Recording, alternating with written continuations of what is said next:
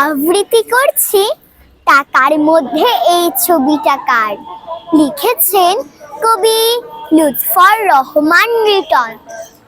আচ্ছা মাগো, টাকার মধ্যে এই ছবিটা কার? কোন সিনেমার নায়ক তিনি? দেখতে চমৎকার। আরে বোকা, চিনিস না তুই ছবির মানুষটাকে?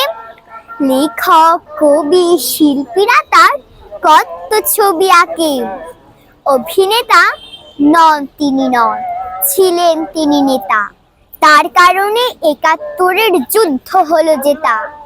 নায়ক তিনি রাষ্ট্রনায়ক, শশী তোদের মিতা। তিনি হচ্ছেন বঙ্গবন্ধু, তিনি জাতির পিতা। তাই নাকি মা?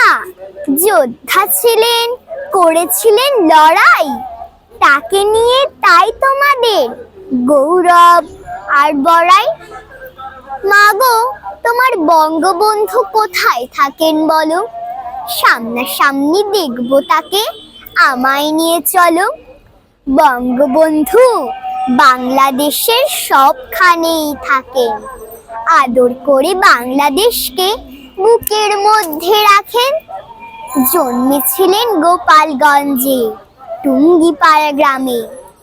নিত্য চিঠি লিখেন তিনি লাল সবুজের খামে।